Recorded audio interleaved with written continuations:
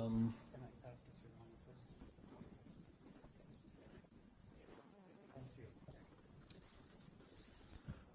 please? Blue sheets are passing around. I guess we're looking for a pen. Obviously, this session is under the note well. So blue sheet is going. We're looking for volunteers to scribe. So if anybody would like to volunteer, that would be great for the future of the internet. How about that?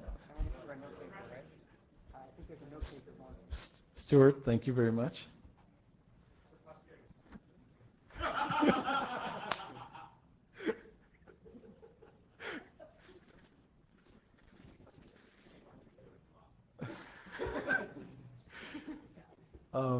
Please remember to state your name if you go to the mic. This is the proposed agenda. We're almost done with the administrative. Problem statement and scope will be done by Andrew, and as well as possible ways to address the problem. And we will be looking for what should we be doing for IETF at the end of the session. The underlying goal here is to identify and hopefully agree on the problem, which is the core of this discussion. And then if we agree on the problem, is this a problem we want to work on in the IETF or not, or in other places or something like that. So without further ado, please welcome Andrew.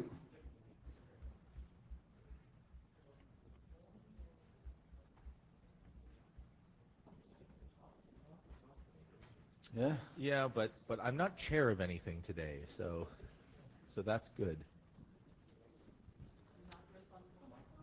I don't know. Yes, it sounds like it is.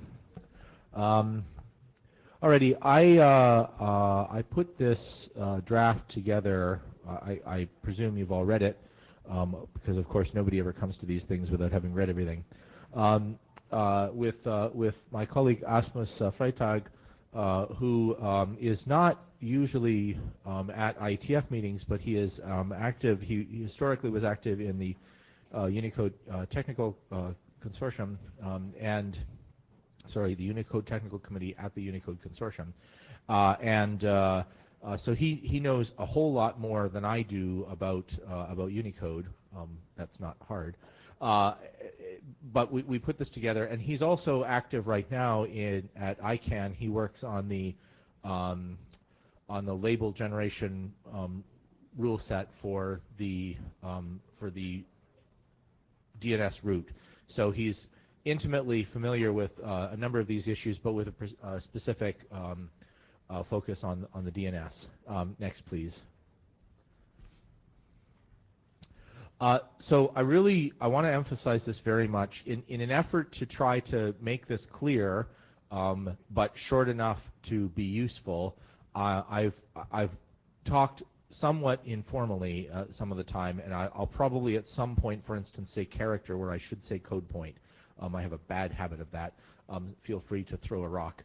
But the other thing is that you really need to read the draft to see all of the nuances, because I know that I'm gonna skip over some of them. So please be aware of that.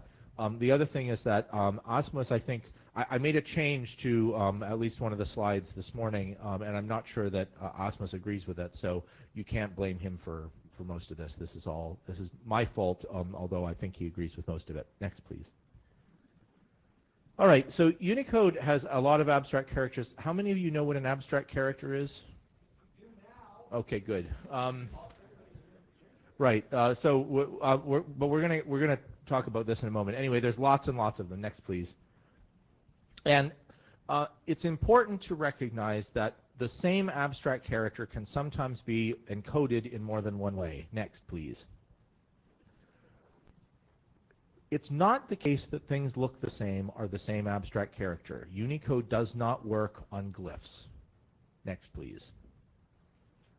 Now, when you're trying to encode stuff, what you're trying to do is write it exactly one way, right? You've got an identifier, it's got to identify, which means it's got to be the thing, and it's the only thing, and it's the unique thing. Next, please. So we came up with this idea. We have this inclusion-based identifier internationalization. I invented this term to describe the style that IDNA 2008 and Précis and so on uses. That is, you take a big list and you've got this inclusion mechanism that you do, and this is supposed to be for identifiers. Next, please. So this is basically the work style of this. You start with an empty list. You look at the character properties. And from those character properties, that is, each Unicode code point has a bunch of properties. So you look at the properties of the code point or the combining sequence, and from that you derive some properties. And from that you say, okay, is this good for identifiers?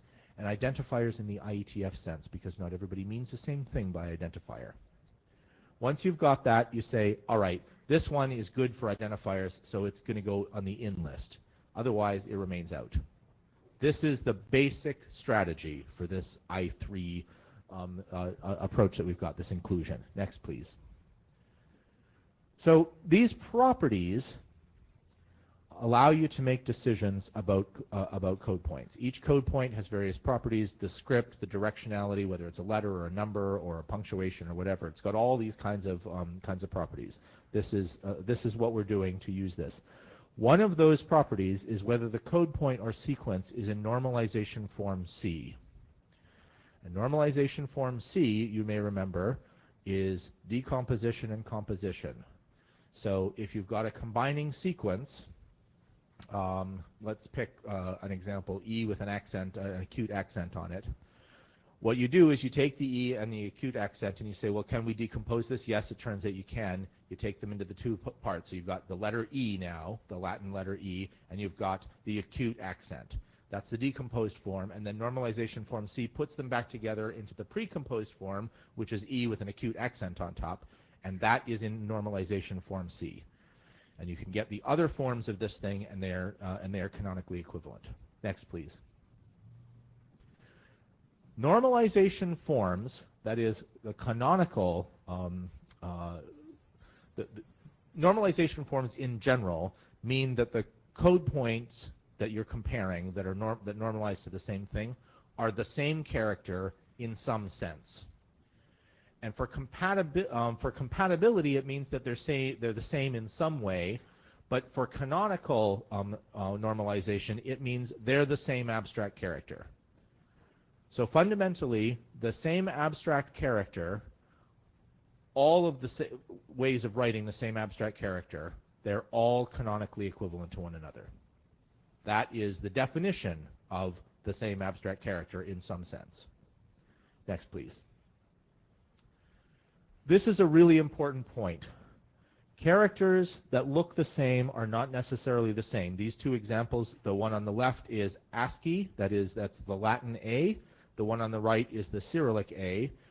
As you can see, they are very, very, very, very, very similar. They happen to have different properties because they're in different scripts, but it does not make them look the same. Next, please. All right, homoglyphs. Homoglyphs is this neologism that some of us made up. And what that means is they have the same glyph. Okay, well, how can we be talking about glyphs when Unicode isn't about glyphs? Well, of course, the fact of the matter is that when you're encoding characters, eventually they're going to be rendered somewhere, or it wouldn't be very interesting. So, this is a thing that describes cases that normally render the same way. It's of course always true that with like clever typography and so on, you can make things look different. And people have been doing that since writing was invented, so I don't think we're going to be able to fix it. But that's not what we're talking about. What we're talking about is under normal circumstances with a normal font that isn't designed to be fancy and all the rest of it, normally they render the same way. And you can be more or less strict on this. What we're really talking about most of the time when we say homoglyphs in the current context, what we mean is like really strict. So for instance, the Latin A and the Cyrillic A are homoglyphs because they're actually rendered the same way. And in fact, in most font engines, they're really actually the same bits. Next, please. So you can do something with homoglyphs on the basis of operational conventions. So the obvious example, to go back to the Cyrillic A and the Latin A, is, you have a rule that everything has to be in the same script, or you won't register it, or maybe you have a rule, I won't register anything in Cyrillic, or I won't register anything in Latin. Those are ways that you can handle these kinds of things. So the key thing there is that you've got some operational practices, and they're based on the properties of the code point. Based on the properties of the code point, then you can proceed, and you can make some distinctions. Of course.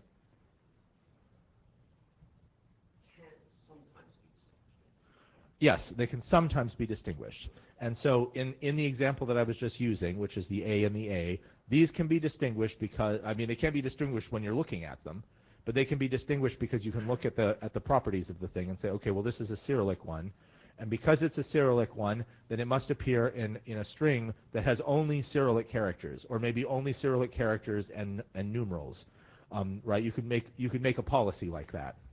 And so those kinds of restrictions can help. Next, please. All right, so here is where we get to the thing that caused us to notice this. And I want to preface this right now and say over and over again, and I'll jump up and down many times. This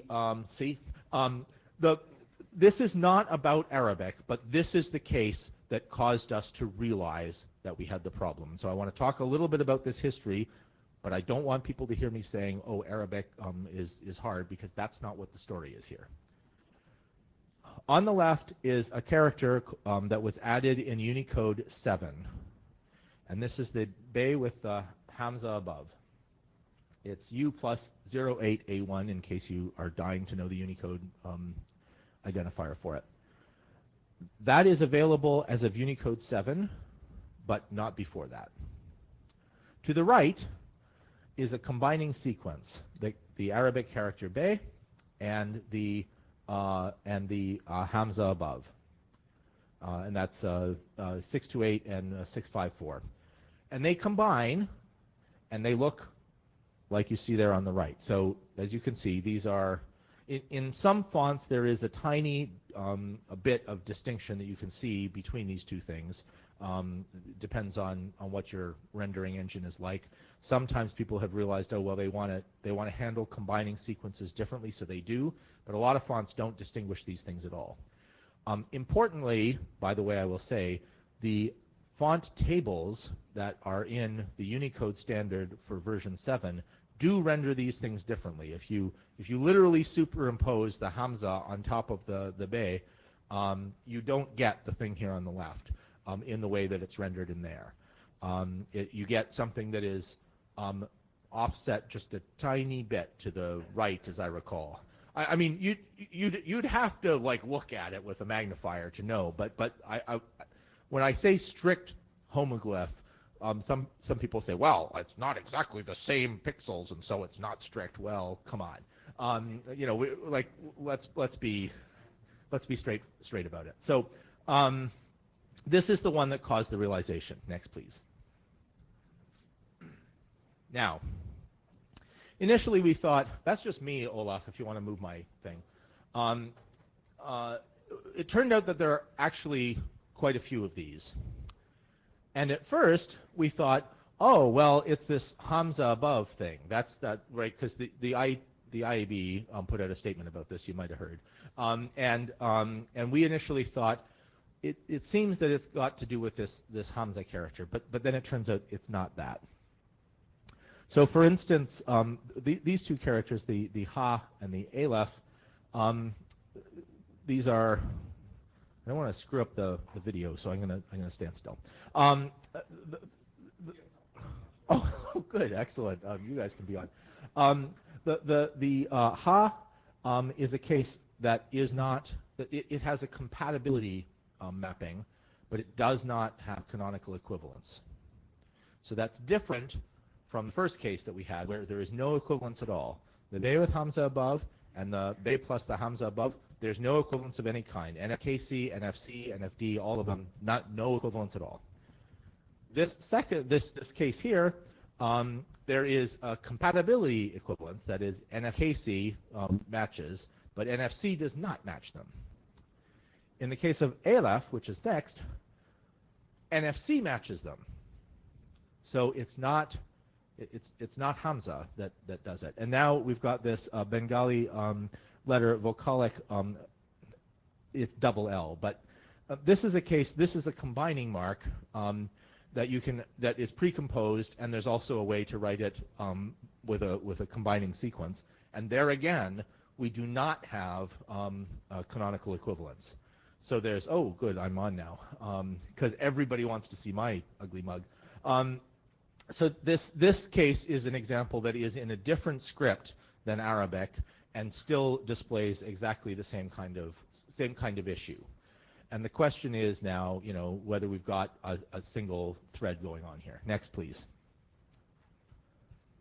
Okay, well, so maybe it's this, looking visually exactly the same way. Well, that doesn't get us there either. Here are some examples.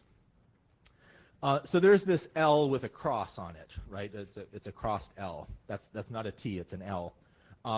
So U plus 019A is the precomposed form. The combining sequence is over there to the right. And as you can see, the combining sequence, the cross is a little bit longer in most rendering engines.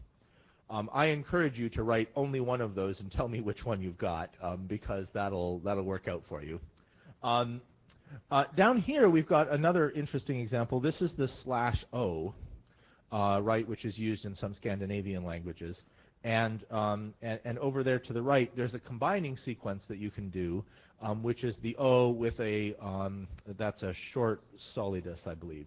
And you can do that. Now, clearly, these have rendered differently, but the one to the right just really kind of looks like it's in bold, right? Well, no, that's not in bold. That's bold down there. So now we've got three of them, and they're all kind of the same. Two of these are in fact the same character because the font weight is not one of the properties of a code point, and the other one is just a different thing. These are not canonically or compatibly equivalent. They're just totally different characters. And there's somebody at the mic. Oh yeah, and you can interrupt anytime. I was going to ask you, you've talked a lot about... Please state your name. Sorry, Ladar Levison. You talked a lot about various code points that produce characters that look visually the same. So obviously there is a binary difference, but what I'm wondering is, are in any of these examples a situation where the two different code points actually have a distinct meaning in the localized language? Or is it just simply a situation where we need to be able to map all of these different situations to a single code point so that we can do a comparison? So you asked an important question with an important mistake in it. You said, are these the same, or do they have distinct meanings in the localized language? And what that assumes is that you've got a binding between the writing system, the characters, and the language. But you don't got that. First of all, for most identifiers, you don't know what the language is. That is, you tell me what the language of 3com.com is in, and then I will tell you what the answer is. And by the way, you need to know that when you look it up, and when you get the answer out of the DNS, and it ain't going to tell you. So that's the first problem. The second problem is Latin characters are used to write lots and lots of languages. And the way that you use those characters in the different languages are different. In fact, just to make this a little bit worse, the way you use the same characters in the same language in different countries is different.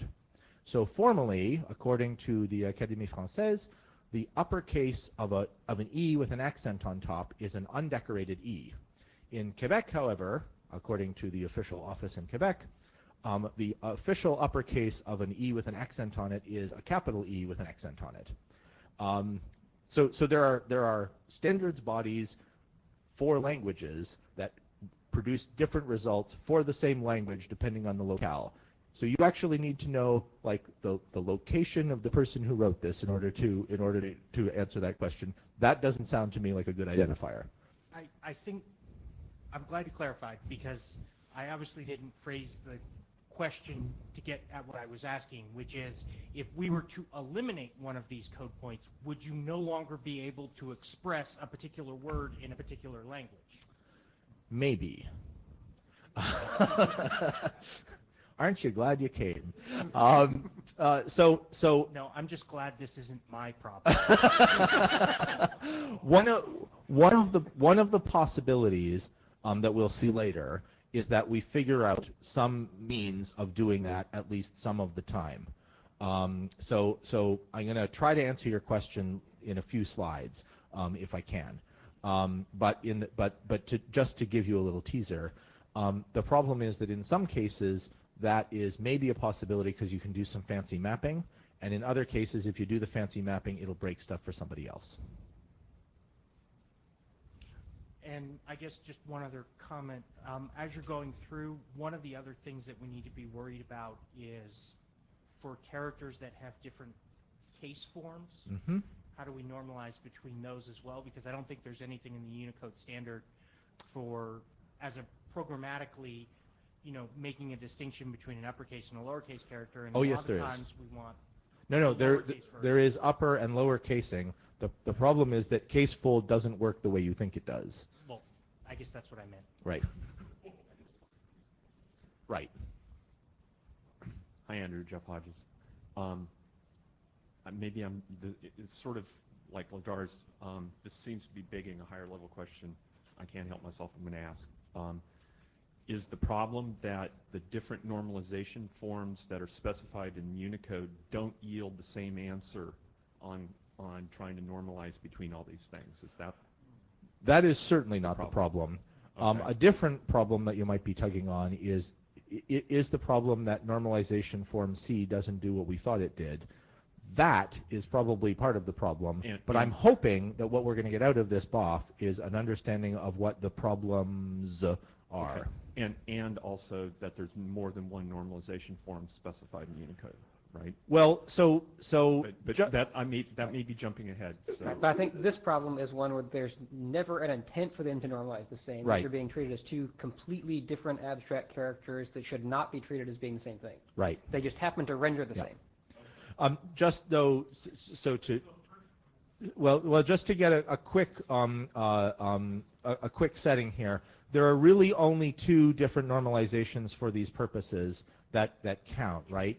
And that is we've got compatibility versus canonical normalization. And then it's true that C and D, decomposition and composition, or just decomposition, are slightly different, but at least officially, and as far as I know, there is no exception that I've ever run into, all C forms are the same as the D form. That is, they're always fully interchangeable with one another. So if you did everything in NFC or you did everything in NFD, that's fine. And as long as you picked one of them, all of the NFDs could become NFCs, and conversely. And similarly, NFKC and NFKD, it's a little bit harder there. So there's some loss, and it's not going to be perfect. But the whole idea is, in the case of compatibility, they're not really supposed to be used for matching in the first place, or they're supposed to be used to match, but not for reliable, reproducible, round-trip sort of handling. Hi, Andrew. Kerry Lynn. I'm sorry, but I'm going to re-ask Ladar's question in a slightly different way. And that is, to a given writer in a given language, writing these two characters, or these characters that have two different code points, to that person who's writing in the language, do they think of these as being two different characters, even though they look identical? It appears, from what I understand, that the slightly more subtle answer is that no user of any writing system would on purpose use both forms most of the time. They wouldn't intermix them.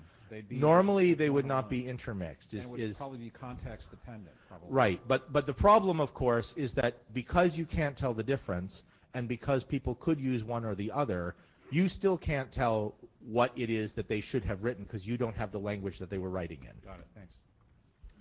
John Clenson is in line after the next one. I'm going to take note taker's prerogative that I can't stand in line and take notes at the same time. I think an example to Kerry's point is I could imagine writing a document where I use a capital K in a word, and I use the Kelvin symbol where I'm talking about temperature if I was being particularly pedantic. And it would look the same, but it would allow me to do a search and replace on my Microsoft Word document and just find the Kelvin signs and not. So I could imagine I might do that, but it would be hard work.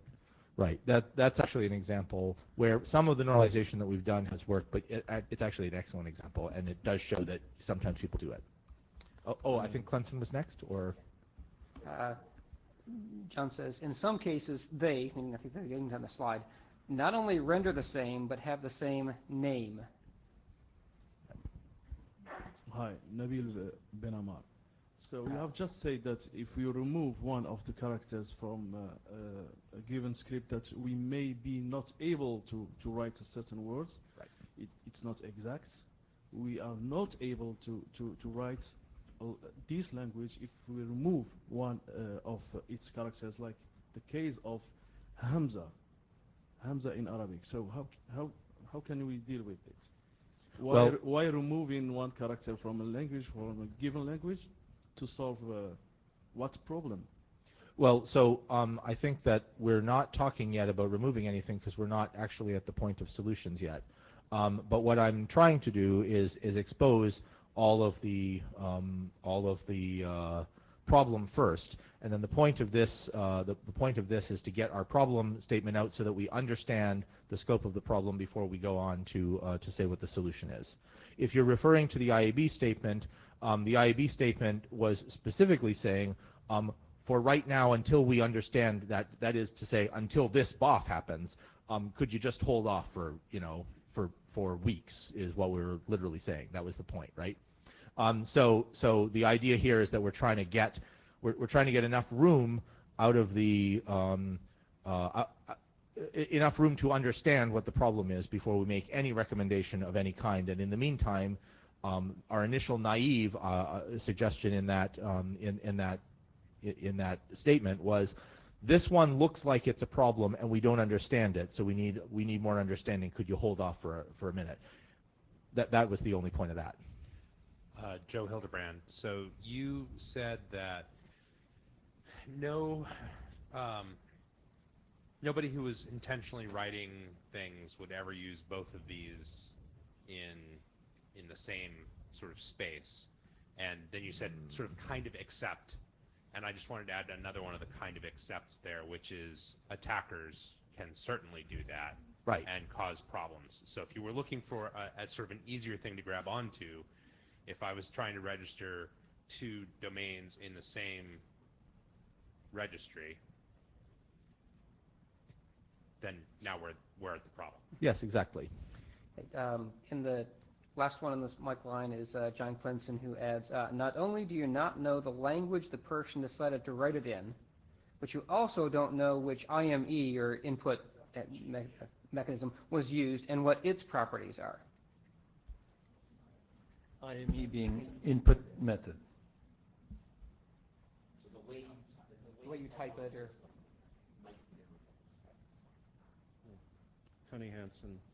I know that some characters have changed their... yeah, closer. So I know some characters have changed their categories over time from one version of Unicode to another. Is there any possibility that, like, 7.1 might change this Arabic character with the with whatever over it and eliminate the problem? So the canonical, so the normalization stability rules mean that you, oh boy. So we thought that we understood the normalization stability rules, and were we wrong. It is not normally the case that a normalization gets added, and it's never the case that a normalization gets taken away. It is unusual for a character to move scripts after a couple of versions of Unicode. so one of the things that we have recommended on several occasions is if you're using a character, you want to actually have it in the repertoire for quite a few versions of Unicode before you start using it, because prior to that it's not clear that anybody understands how it works. And just to be perfectly clear, for instance, the character that we're talking about that got added here, the Be with Hamza above, is not a character that any actual human is going to use. This was added in order to write the Fula language, that precomposed character was added to write the Fula language, and nobody has written that in Arabic script in more than 100 years. But that is not to say that they couldn't tomorrow, because one of the things that we have seen happening over the last little while is that people change their writing systems, right? If you are a resident of a certain part of the Caucasian region, really, I guess I would say, your script has changed several times over the course of the late 19th through mid 20th century, depending on who the friendly local authorities happen to be at the current moment. So we should not rely on writing system stability as the basis, as our hope, because what you're then doing is founding your identifier system on geopolitical stability, and I don't recommend that. John has a comment in Jabber, which was, we did understand the normalization stability rules. What we didn't understand was the range of choices that could be made when a new, more or less precomposed character code point was added. Sure. Yeah. That was what I meant. He was more precise. Yep. See the warning tape at the beginning. Why don't we go to the next slide? Okay, here are some more fun examples in case you weren't already terrified. So here are some digraphs. The first one is the TS digraph. And as you can see, the kerning is such that the S and the T, in this font at least, are distinguishably close, right? Like that's obviously sort of put together in some way. And that's different from writing T and S next to each other. Those are just plain old ASCII T and S. Down here, however, we've got the LJ digraph, and next to it is the LJ characters, and as you can see, those are really pretty much indistinguishable. Now this is a case, it appears that we've gotten things more or less correct in that the top TS is actually okay, or p-valid really, under most forms that we've seen of this inclusion-based approach. But the LJ one is disallowed. The precise reasons for this are, of course, a little hard to divine, except that there was a Unicode property on the TS digraph that said, oh, no, this is like a standalone letter that is stable under certain circumstances, and that was different from the LJ case. That is to say, there's no compatibility mapping for one of these, and there is for another one, and so you don't have this problem. But you might be surprised at the things that have compatibility mappings and don't have compatibility mappings, as we saw earlier with the case where we had a canonical equivalence, a compatibility equivalence, and complete inequivalence. Next, please. Okay, so now you might be thinking, all right, so obviously the problem here has to do with combining marks, right? We've got combining marks or characters or something like that. It's all combining cases. That must be the problem. No. So up here at the top, we have the, I'm going to get it wrong, so I'm not going to say the script. Anyway, it's the letter Ka, and over to the right is the digit 1. Historically, these were written exactly the same way. That is, the digit 1 and the letter Ka are always the same thing in writing. But for Unicode, because you need a digit property on the code point in order to say, well, this is a digit, so that you get correct sorting of it and so on, we've got this thing coded twice. One of them is a letter, and one of them is a digit. And they're different things. They're indistinguishable from one another. But notice, they do have a different property. That is, these are distinguishable by machines because one of them has a different property than another one. The next line, however, is maybe a little bit more problematic. This is the digit 3, and it's the digit 3 in the Arabic Indic digits sequence, and then in the Arabic extended Arabic digits sequence. And these two sequences differ in 3 of the numbers, and I forget which 3 right now, although I looked it up before I came up here, but it's too late. So if you have a sequence of these, you can actually tell which one you've got. But if you just have the digit 3, you can't tell. And you can't tell on the basis of any property either, because like they're in the same script and they're digits and all of the things are the same. The only thing that they're really different about them is the code point and whether they've got this word extended in their name. There is, in fact, in IDNA 2008, there is a context rule for these things, so that you could say you're going to pick one series or the other, and you would only allow one series or the other. But that's nice for registration, but it doesn't actually tell you when you try to look them up which one you ought to be using. Stuart. Stuart Cheshire, a quick comment. I'm struck by the difficulty of educating people who are used to writing car and one as the same thing, that now when they type them on the computer, they'd better type them differently or the computer will get confused. And it reminds me, my mother grew up using a typewriter that didn't have a 1 or a 0 on the digit line. She would use an L for ones and a capital O for zeros.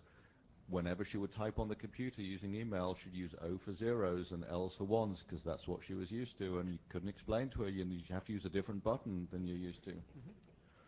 So you're touching on a thing that is important here, but is not going to get to everything, and so we're going to come back to it in a minute. And that is, there is this notion of just confusability and people using substitutions and that are common substitutions. And this isn't just that, because we've got these additional questions about it. And so one of the questions that we have to come up with is there a clean line that we can draw that is useful, that still is going to say, well, we can't solve everything. We can't solve, social, historical problems of that sort. Absolutely, because it's just humans do stuff. But is there something that we can do that is going to get us part of the way there, or is this a hopeless problem? I don't know. We're going to try to solve that later. The one down here on the bottom is also an interesting and important one, because this gets us to Han. Han has a number of these. This is one case, but there are actually quite a few of them. And Han is an enormous repertoire, right? It's bad in Latin because there's a lot of decorated characters in Latin and so on. But Han is just an enormous repertoire.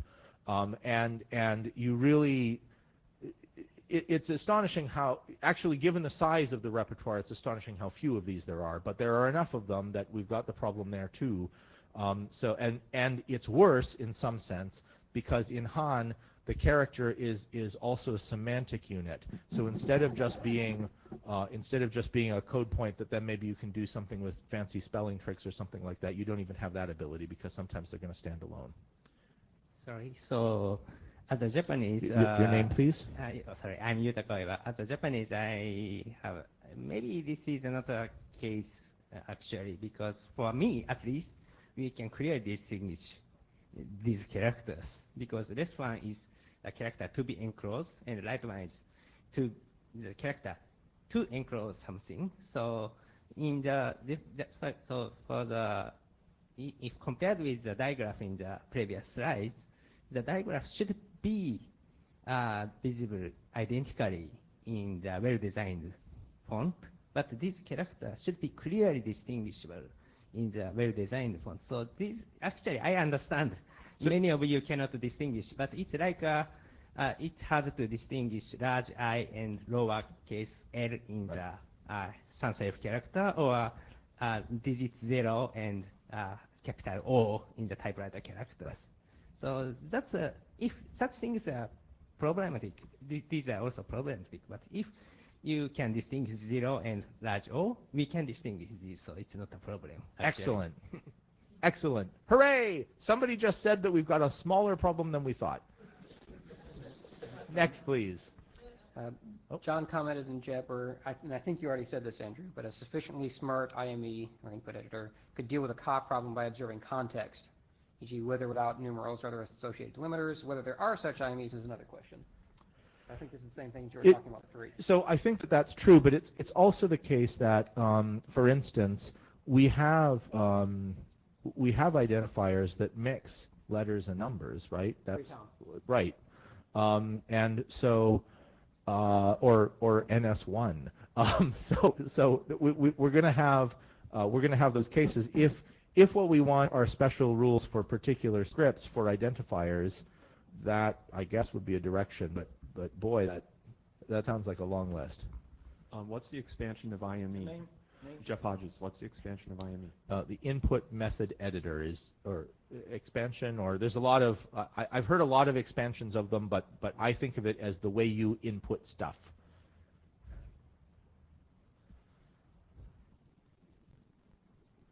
This is Joe Hildebrand. On some operating systems, when you're inputting some languages, a little box will pop up and allow you to sort of type in the little pieces of the character that go together, or some of them will allow you to use a pen for input or use your finger, and all of those are sort of different than the way that normal English speakers think about the way they use their keyboards. And so it's not, I mean, you should try this a couple of times just to see what it feels like, because it's strange and it affects the UI of your programs in ways that are surprising if you haven't run into this before. Next, please. So I want to emphasize that what we're not talking about here are the simple, like just confusability cases, right? Like think of in very small type R, N, or M. You can see how that could be confusable, human perception. You can see how 1 and L on their own, or uppercase I and lowercase l on their own. Like there are lots of cases that you can come up with that test this thing. But each one of those, what you can say is we do have some kind of thing that we could do. Like for instance, the really tiny type, well, the answer there is just to make the type bigger, right? Maybe you've got a little magnifying glass that you rotate over it. Maybe when you hover over the link that you're trying to click, it puts it in bigger type so you can see it more clearly. Or it puts it in a type that is designed to clarify as much as possible. So you might use whatever font you like, but in fact when you hover over some kind of identifier using context, what you get is something that is typeset in a way that is designed to show you very clearly, oh, these are different characters, different abstract characters. The problem in this particular case is that what we're talking about are things that under normal circumstances are always rendered exactly the same way, so they couldn't in principle be distinguished. And that is part of the line that we're trying to draw. And not every one of these actually turns out to meet that standard, but we were trying to come up with some examples that sort of illustrated some of the stuff. Next, please. So I want to emphasize once again, by definition in Unicode, if two code points or combining sequences do not have a canonical equivalence, that is, NFC, running NFC over the two of them, doesn't render exactly the same output, then they're not the same abstract character. They're something else. They might render exactly the same way, but they're not the same abstract character. Next, please. We've got a bunch of strategies that we've had for trying to get things to match. The obvious example is canonical equivalence, and that's the same abstract character, so everything's fine there. We've got compatibility normalization. NFKC is what we normally use. That's designed to maximize the likelihood that you're going to get a collision.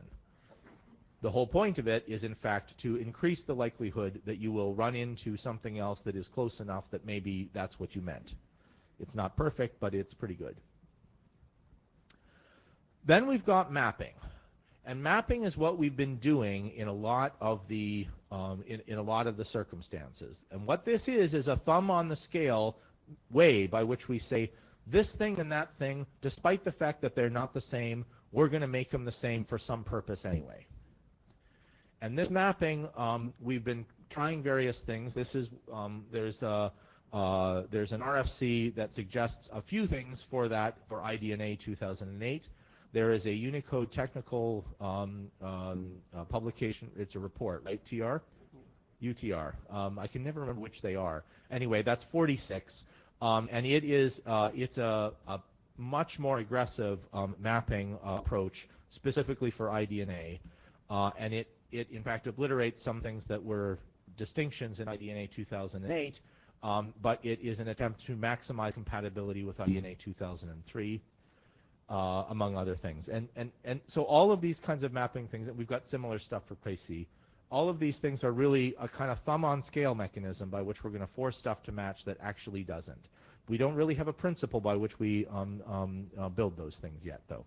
Next, please. So if we think there's a problem here that can yield any solutions at all, and I think that this is the point that we want to start actually having a conversation.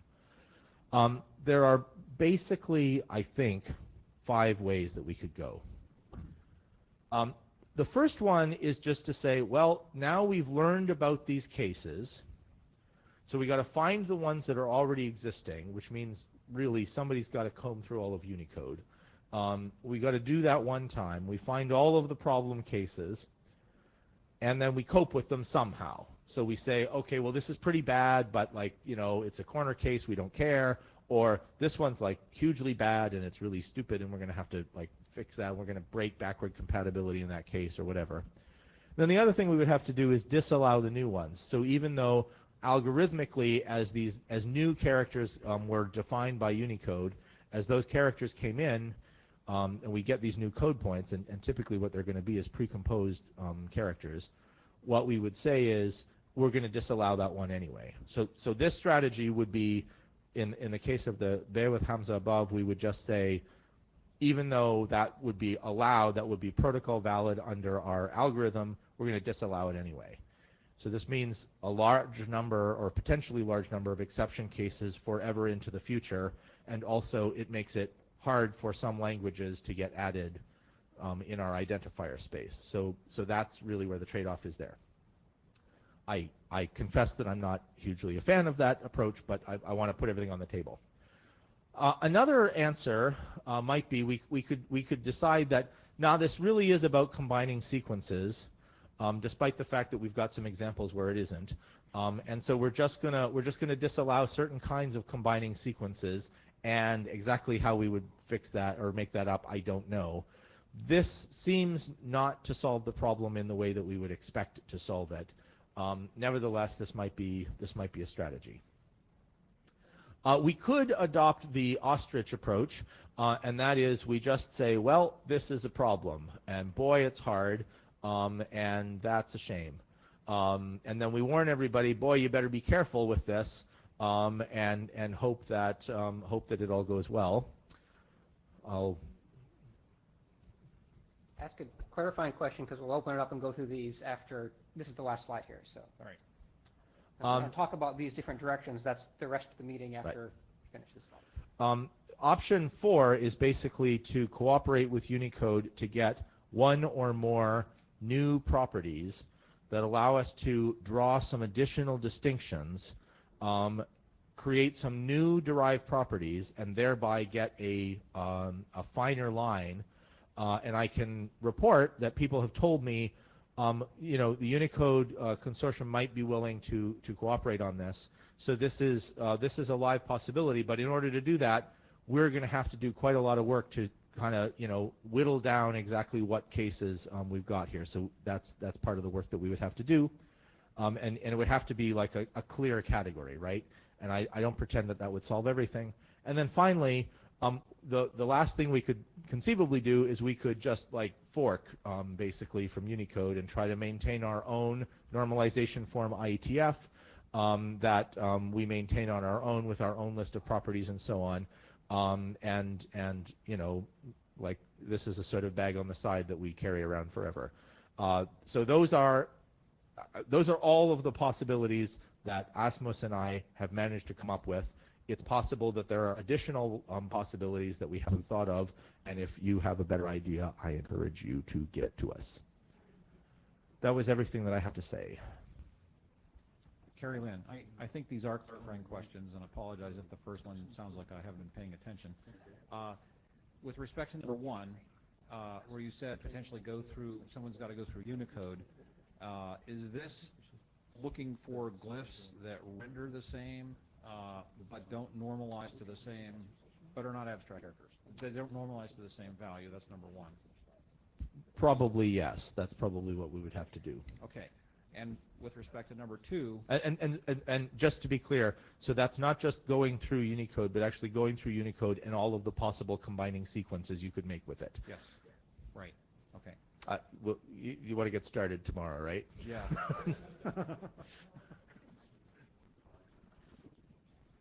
Your matter of programming. Number two is this case that you discovered, which falls, I think, into category 2 potentially, with the new character appearing that formerly was formed by combining sequences. It wasn't. So formally it wasn't, but A different character was formed right. by the combining I think what you're saying is somebody who used to want to write be with hamza above, the only way they could do it is they could write a be and a hamza above, and now they've got the precomposed character. So they had the combining sequence, so maybe they were using it. And so they had that way, but that isn't the same character, but it doesn't matter. It came the same visual form. Now they've got the new one. I guess what I'm wondering is 2 like keeping track of leaf seconds, in that No. we expect them to occur so rarely that just looking it up in a table is not necessarily onerous. It gets back to the Martians question that I asked at the plenary, I guess. So the answer is no. What the disallow combining sequences would do is it would have said, in that particular case, for instance, no combining, no hamza above combining sequence, period. And if you wanted one of those, Unicode would have to give you a precomposed version. And the problem is that we know that there are cases that people are using both of them because there are compatibility, there's compatibility equivalence in at least one case. In fact, I think it's 3. And then you've got also the cases where there is no compatibility equivalence. There's no equivalence of any kind. And so maybe people are using those or maybe they're not. And in this particular case, it seems to me what you would have done if you wanted to approximate writing Fula in Arabic script, you would have used the combining sequence even though that wasn't creating the character that you wanted. And we have no evidence that anybody ever did that, by the way. Just, you know, that's the other thing about this. I don't want to go down the rat hole of, oh, well, this isn't an important case because nobody's writing that. The problem is a structural one from the point of view of the identifier system, even though to people who are familiar with writing systems, this is a trivial non-problem. To us, you know, to those of us who don't want to have to go through Unicode all the time, right, what we need is a rule, and so we need to be able to write a rule. I was going to suggest, by the way, I'm glad you said that was... State your name again. Thanks. Sorry, Ladar Levison. I was glad you said that was NFI because I thought it was NFL. But I was just going to suggest a 6th direction, which could be, and it sounds ugly, and I'm definitely not smart enough to do it myself, but mapping based on abstract meaning and then presumably common rendering the different variations of a particular character to their lowest equivalent binary representation of it. And to give an example, it seems rather crazy that you can write the digit 1 in a different script and have it be different than the digit 1 in, say, the Latin character set, because presumably you would want those to match. So in that particular instance, all of the representations of the digit 1 would be mapped to the ASCII digit 1 because it would presumably be the lowest equivalent Unicode code point. So on the IDNA BIS list about, oh geez, I don't know, 7 years ago, there was a long thread which I believe has the subject line, a digit is a digit. And we fully explored this rabbit warren, put up drywall and pictures and parquet floor. And the short answer is, well, you can maybe kind of do this for digits except when you can't. Well, I'm not saying that the user should still see whatever script that they enter. Right. But the computer should understand that a 1 is a 1. And more importantly, I said abstract meaning, but you're also going to have a secondary category where you have characters that are visually equivalent in different various scripts that would map to the lowest, probably pre-composed variation of that particular visually equivalent character. So in the case of the digit-is-digit approach, I'm going to separate these because actually they're different problems. In the case of the digit-is-a-digit approach, if you use Excel, they have tried at considerable effort, as I understand it, to make that work in different input environments. And some, maybe most of the time it does, but then there are cases where it doesn't. And some of the cases where it doesn't are exactly these cases because, in fact, what we think of as a letter and what Unicode has encoded as a letter and the digit are the same character, and the problem is that people just, interchange those all the time, and that is a bit of a problem. Well, that's a human problem. It is a human problem, except when you're writing this thing in Excel because you're trying to do a human factors sort of thing. So a digit is a digit is actually not as easy as it sounds, is I guess the point that I'm trying to make. Right. The other thing, though, is that there is this underlying notion in what you're saying that there's a semantics to the characters, and that isn't precisely true. For instance, tell me what it is that you do just in the abstract with the letter O with the diaresis on the top, the two dots, when you don't have the diaresis character. What should you do with that?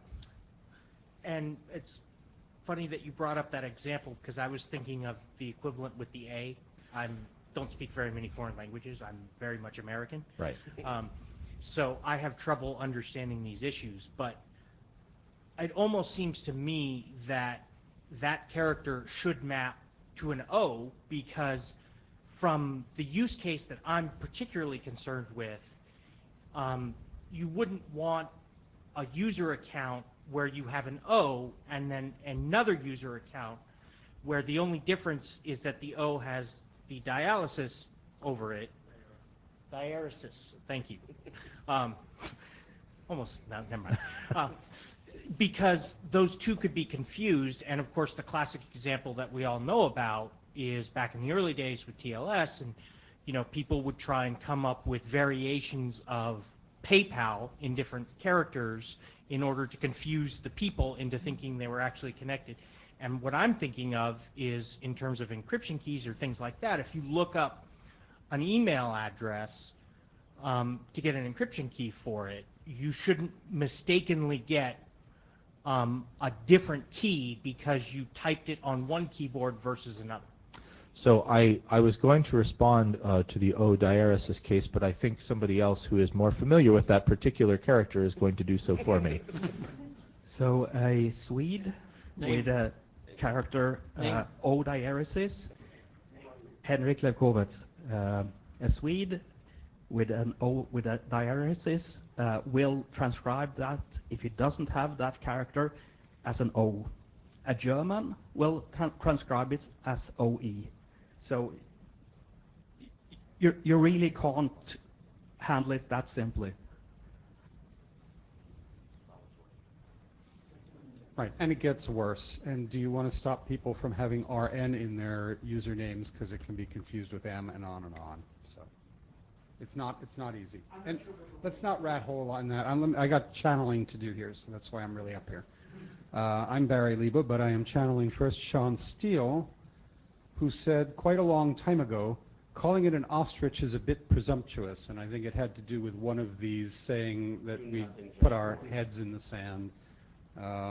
Then this is a case of we're willing to break these characters because they seem fixable. However, there are thousands of other cases that are ignored. And finally, they would use the other one even though it wasn't the character they wanted really bothers me. To which John Clenson replied, it bothers me too, even though I agree with what I think Andrew is trying to say. I will let Andrew respond to those before I channel another Clenson. So I think the particular thing they would use another one even though it's not what they wanted. What I was suggesting was the imaginary case where somebody prior to Unicode 7 had been trying to write Fula using Unicode. And what I said was, well, under those circumstances, if somebody really wanted to do it, they might approximate it this other way, even though that's not the right character. Given what we see of human inventiveness with their writing systems just on the phone keypad, I continue to believe that it is entirely likely that people will do these kinds of substitutions if they're pressed to it. It so happens that there isn't anybody in the world who is so pressed to write Fula in Arabic that they needed to do this, just because that happened not to be the case. But that's not a very interesting problem, mostly because the community of people who are writing Fula in Arabic script is very, very small. But the people who, if a significant language community changes its writing system because they switch from, say, Cyrillic to Latin, or Cyrillic to Arabic, or Arabic to Latin, or Arabic to Cyrillic, or you can do the rest of the square. That has happened many times. Some of the times that has happened is in our lifetime, the lifetime of everybody in this room. So it doesn't seem to me to be completely impossible to think about those cases, and we probably ought to have some sensible thing to say about it. And when those writing system changes happen is exactly when you see changes to these characters, right? You don't just start writing in a new thing and like the sound disappears. And the history of writing systems suggests that when you're doing those kinds of things, you try to add distinguishing marks. English is really weird that we didn't try to add any distinguishing marks, which is why it's impossible to learn. But everybody else tries to do it when they use at least Latin characters. That there's a lot of diacritical marks, and Vietnamese, for instance, did this really, really, in a lot of complicated ways. There's sometimes 2 or 3 combining marks there. Well, that is a fact of the world, and we can't try to build an identifier system on pretending that that's not going to happen. So I think that's really what I was trying to get to. And then John Clenson said, we've also got some identical characters with letter properties in the same script, Latin, that we may need to disallow anyway. See the comments about phonetic descriptors in one of the IDs. Right. So these are cases, all of the typesetting for how you pronounce a word, that like you go onto Wikipedia, those are phonetic descriptor characters, and many of them look remarkably like Latin letters, and in fact they have the letter property, and a number of them are p-valid characters. And again, it was this event that caused us to realize, oh, well, we've got some categories here that maybe we were missing. Alexander Tsaruk, ISOC fellow from Ukraine. Could you imagine a situation that maybe in a long run, UTF-32 could be considered like a base table for URLs and email addresses? So and it could solve the problem, for example, addresses, URLs could be presented in original characters without any funny things. Well, so if we changed to UTF-32, it wouldn't solve this problem, because the underlying problem is actually at the level of the Unicode code point, and the encoding system, UTF-8 or UTF-32 or whatever, doesn't actually affect the underlying code point and the properties that are associated with it. So our problem is prior to that encoding, the particular wire encoding of the character. Thank you. Joe Hildebrand. I have another direction to propose. It is not my idea. I will give you the name of the person whose idea it is after we finish laughing, and if we decide that it's not imputing this person's character.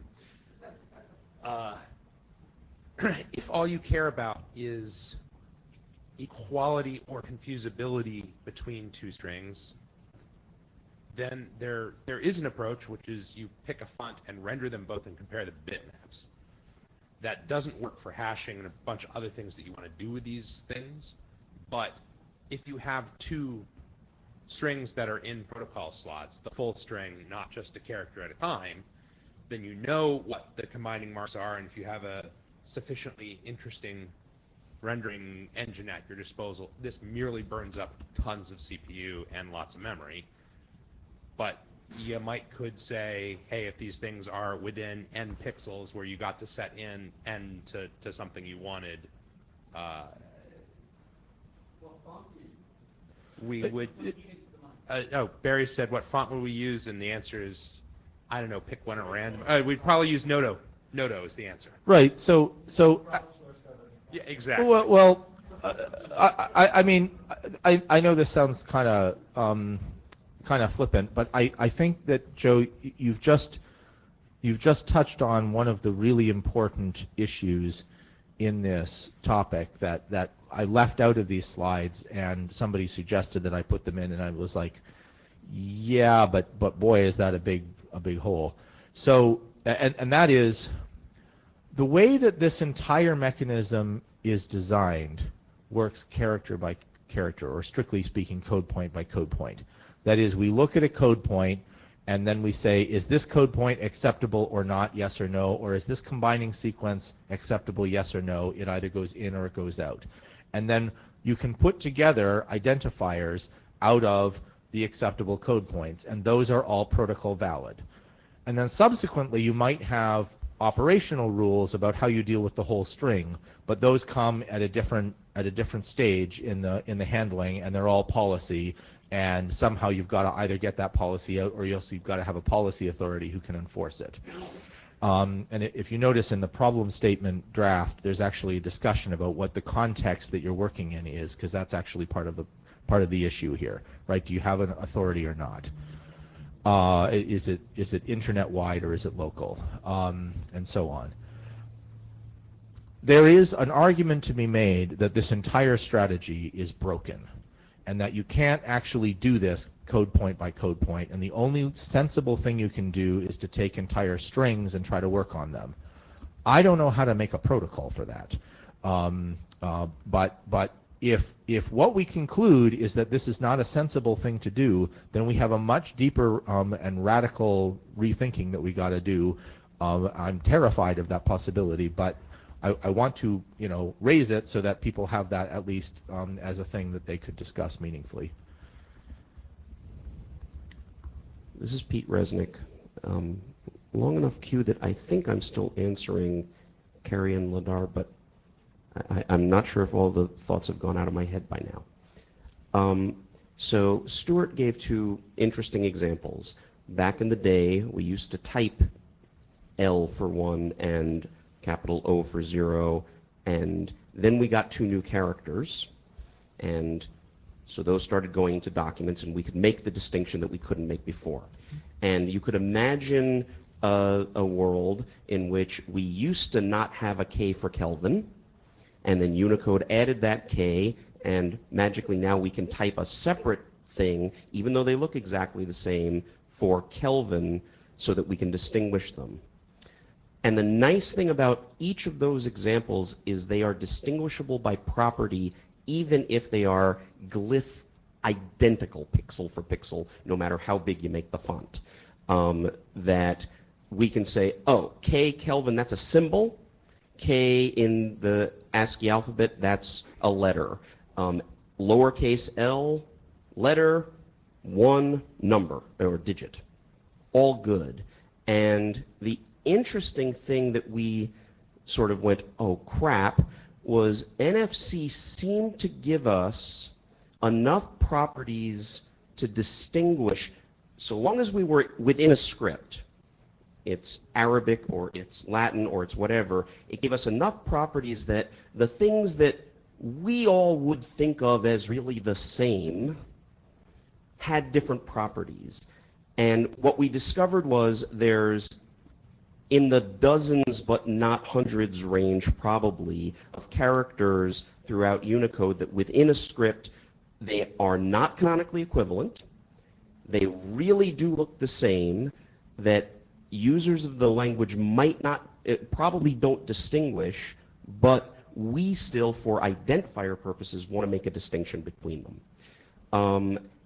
And so direction number 4 is what I've been leaning toward since this discussion started, because I think we can make that distinction. Sean Steele said something in the chat room about what's the difference between this and the general confusability problem, and I think the answer is we kind of figured that if we did eliminate all of the properties and stayed within the same script and we could look at just properties alone, that was enough. And if there were confusabilities, yeah, that could screw us up, but at least there are registration authorities for domain names and we can make those distinctions and decide, okay, if you're going to make a sane username, well, I'm going to be on a system, I'm going to decide what the usernames are, I'm going to limit it within this script to these kinds of characters and disallow these others.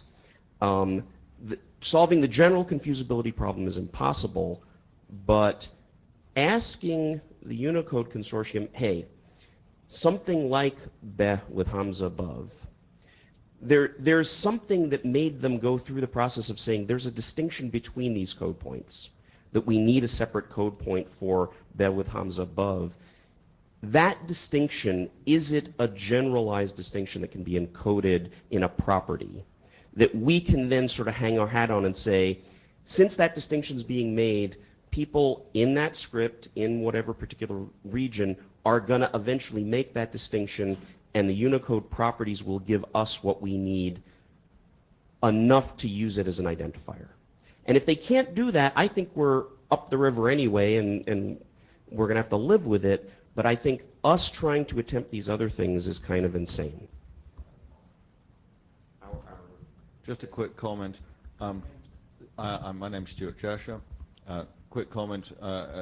Pete was assuming the same that I was, that K is a letter and the Kelvin sign is a symbol, but I thought I'll check. At least according to my local copy of the database, the Unicode database, the Kelvin sign is category uppercase letter. Yeah, we've got a few of those. It's similar to the phonetic cases.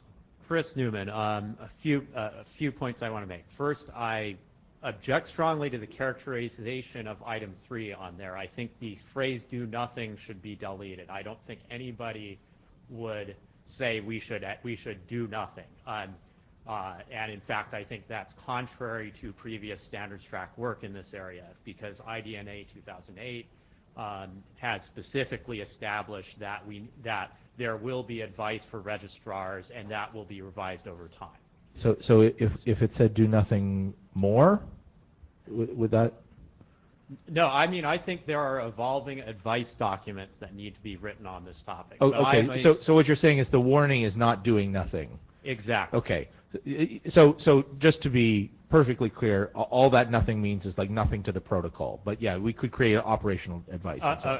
Okay, so we're good on that. Now I wanted to take a specific example. ASCII email identifiers and the plus character. So if you go read the standard, plus is absolutely valid in ASCII email identifiers. You try to use it and you start to run into problems. And it's very interesting that you get people who try to use it and fight the problems, and then you get people who give up and say, okay, I won't use plus anymore because it doesn't work. We have a lot of cases where things that are legal in the standards don't work and people stop using them because they don't work. Looking at this from an implementer's viewpoint, we could create an arbitrary amount of complexity in our software to try to make incremental improvements to this human problem, which we can't come up with a perfect engineering solution to. But we could generate as much complexity as we want, and maybe get it incrementally better each time. And it'll be more and more complexity. But I strongly feel we should stop now. We've got some specs; they're pretty good. We put a lot of effort into them. Let's go for the advice panel now, and not make our software more complex. Because every time we add all those lines and lines of code to our software, we're introducing opportunities for more security vulnerabilities, not less. So I just, before you go, If we had an additional property that then, of course, caused additional processing in the preparation of the list, right? So that is, there was an additional Unicode property, and that affected whether something went into one of those 4 buckets that I had earlier: the p-valid, disallowed, context, rule, or unallocated. Was that in this presentation? Oh God, it's been a bad week. Anyway, those are the 4 buckets we have.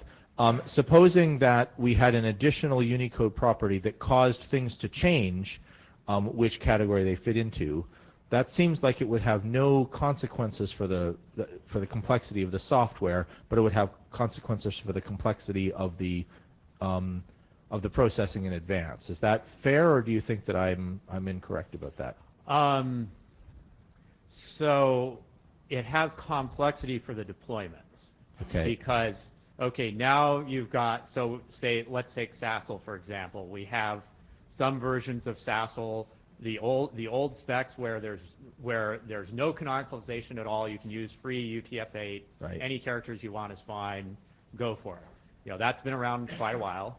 And then we added this string prep-based variant of Sassel. So, you know, and we knew that was over-engineered and too restrictive, and so that was wrong. And that's one that some people can implement, and we're probably going to end up with a Press-C version of Sassel now. And that's going to be somewhat more reasonable than the string prep one, but still a lot more code.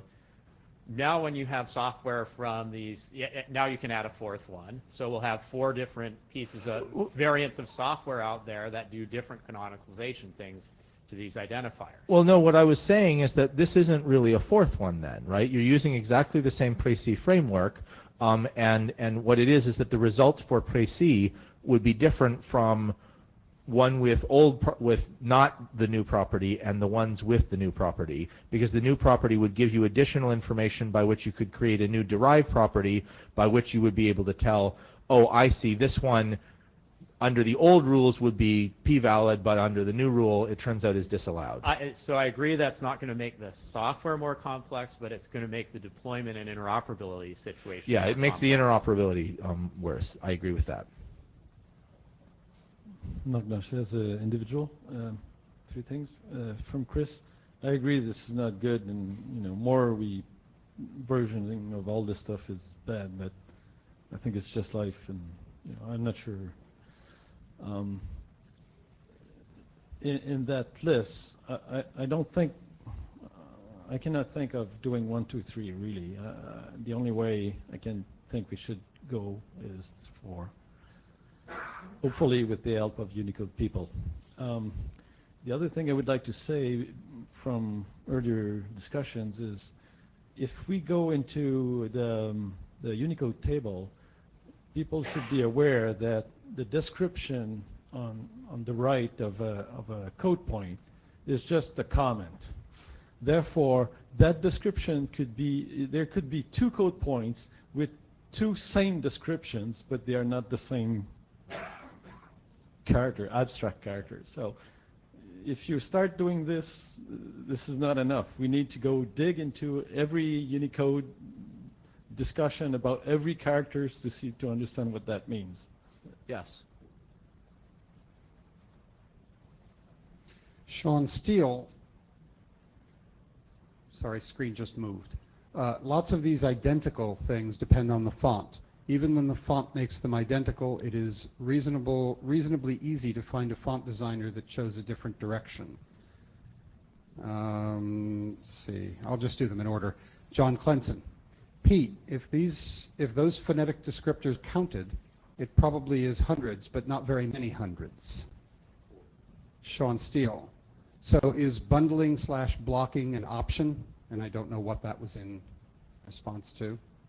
John Clenson. Pete, the difference in practice between option 4, new property, and option 5, NFI, may be very slight, except in how we define protocols. Sean Steele, plus 1,000 on this should be advice. That was a response to Chris. Yes.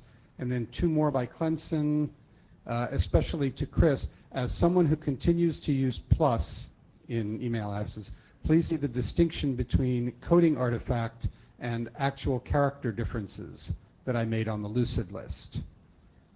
And then he goes on to say, not clear that doing something here other than warn makes interoperability worse.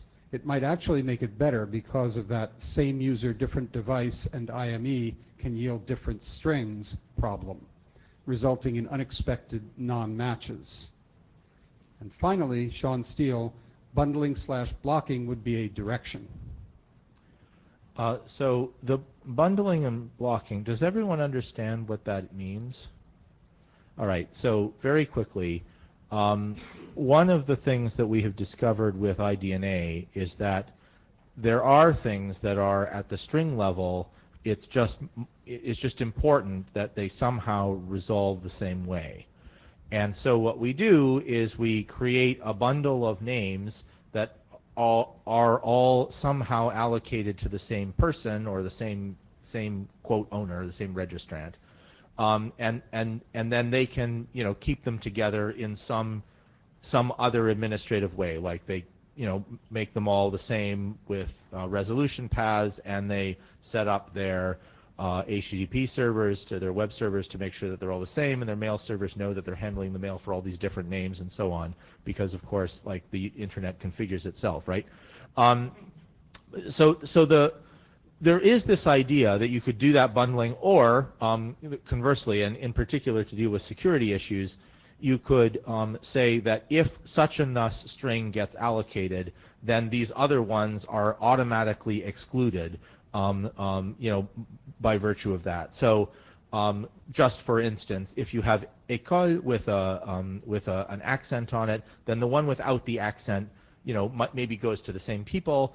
And if you have a Japanese use of a Han character or a Han string, then the simplified Chinese string that would be the same as the simplified Chinese or the traditional Chinese string that corresponds to the Japanese Han use, that is blocked and it can't be registered. Those are some examples. They're just theoretical examples. I'm not saying this is anybody's policy, so let's not get into that rat hole.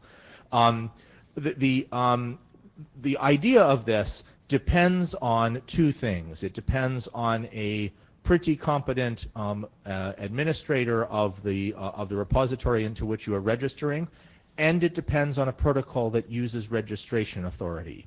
And one of the things that is in the draft that I keep urging people to read is that there are a number of protocols that we're talking about, for instance, in Précis, where there isn't such a registration authority. You don't have somebody that you can ask, you know, am I allowed to register this thing, because you're not registering it. And the obvious example of this, for instance, is chat room names in XMPP, which are frequently sort of ad hoc. But you know, you could come up with other examples. Pete Resnick. And I think this goes back to Ladar's question. These are policy moves. Yes.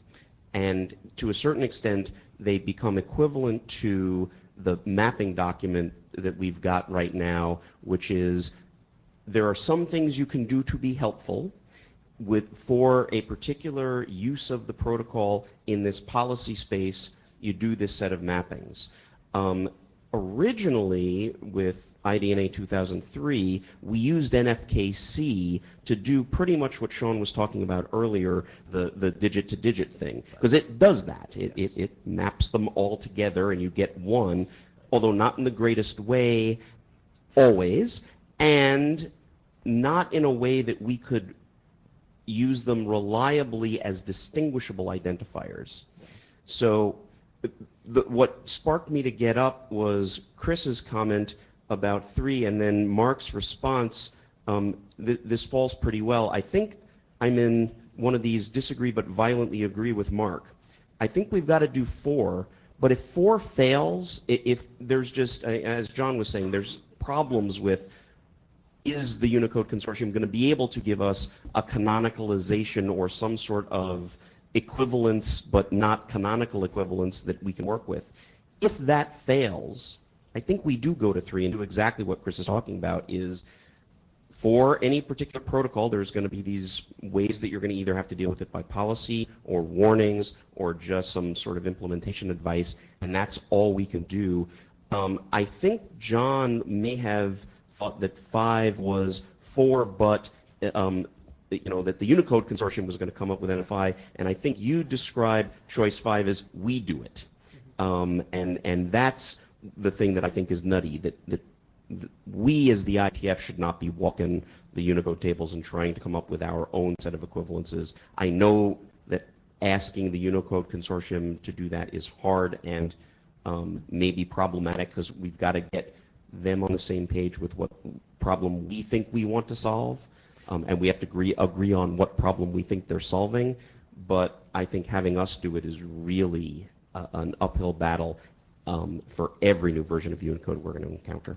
In fact, though, the difference between Unicode Consortium doing 5 and Unicode Consortium giving us a new property by which we can create, or a new set of properties by which we can create new derived properties, those are functionally equivalent. That is, you can make, right.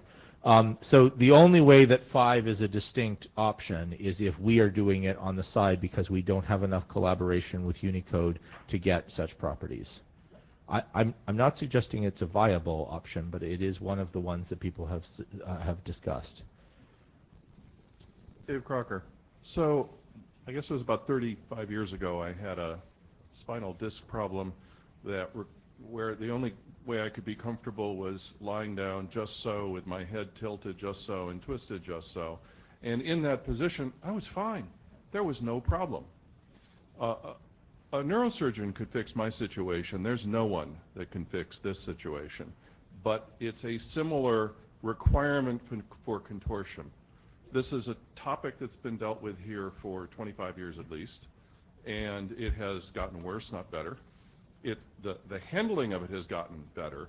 The situation hasn't. What I particularly appreciated about Chris's comment was he's pointing out there's now an ecosystem, and the danger in looking for things to do is that we're looking for localized mechanisms that we somehow in our head think might fix things when it's affecting the whole ecosystem. And we need to consider, for example, that given the complexity, when you add something, no matter what you add, no matter how well justified, you've added, which means there's more complexity in some fashion around the system. For example, the exchange you just went through about making discussions with the Unicode people. I haven't been in the middle of any of that, but I've listened to people tearing their hair out about it. My sense is this is not an efficient relationship, and so any strategic plans that target making that work a certain way is adding a lot of risk. Now, that was all very long-winded. The bottom line where I'm coming to, just listening to this kind of exchange with the two presentations you've done and the discussion so far, is this stuff is broken. It cannot be fixed. It won't be fixed. It's what we have to live with. This is a real-world complexity. Some of the complexity is inherent. Some of it is just we've got it. We're stuck with it. And given the amount of work you guys have done, and the pattern of good people doing hard engineering for a long time, it doesn't seem likely that doing more is going to get a much greater benefit, and that focusing on dealing with what there is now and the letting the world adapt to it by using it actually has an awful lot of appeal. So, by the way, the line is capped at Barry, because then we're going to start actually asking some questions of the group. So, by the way, Barry is channeling for those on Jabber. So, John, if you're waiting, you're the last one in line. So, I have a great deal of sympathy for that point of view, and I believe very strongly that we make our technologies and they make us back. And so, once you've got a world that is shaped a certain way because of things you've done, you're stuck with that to a certain extent. But it's also the case that when you when I guess it's the great quote, right? When the facts change, I change my mind. What do you do? And this is a case where we learned something about the assumptions that we'd made that turned out to be just a big mistake. And so I think it's important under those circumstances to ask ourselves, okay, we made design trade-offs based on this understanding. Is there something that we can do to make things such that our assumptions underlying that design decision can be brought in line with reality or not? And if the answer is yes, and it's not that expensive, then maybe the engineering trade-off is the additional complexity, and we need to analyze that. But we need first of all to understand whether we have a well-formed question. Because if the way that we would develop this list of things that doesn't fit what our original model was we get a big long list of them and we write them down and we carry that table around everywhere, that would be a stupid one. It wouldn't, that would be a bad trade-off. If it turns out that this is to people who are familiar with the coded characters, the encoding of Unicode, oh, I see, there are two properties here, and if you only knew these two things, then you would have your problem solved. Actually, that would be worth discussing, and I think we need to figure that out before we can do the analysis of what the trade-off would be. I guess quickly, just going back, sorry, Ladar Levison, to what Chris said, I ran into that problem with the plus symbol, and I actually think it had to do with an early RFC not including it in the ABNF and then having it later get added, because I actually had users email me and make me add that character to my list of allowed characters in the identifier so that they could send outbound messages with plus symbols in it, something with Google Groups. Going back to this problem, I think you hit on the best solution earlier, and it goes back to what I was saying originally, but in a different variation of it, which is, when I built a system and somebody registered a username with a capital A, I would not let somebody come along later and register one with a lowercase a in that same position because I understood the equivalence between the two. And the problem right now is that there is no predefined package of policies that any particular protocol group or registration authority can use to understand the equivalences between the different variations of Unicode characters amongst the different scripts.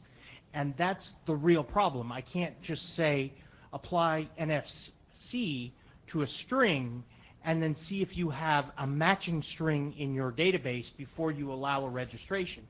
And that's what we need. And to go back to tie it with my original suggestion, I don't know if an A with the two dots over it versus a simple lowercase a should be the same equivalent or not. I don't know if they're visually distinguishable enough. Maybe there are even two situations where in one situation you don't want to allow both, but in another situation you do.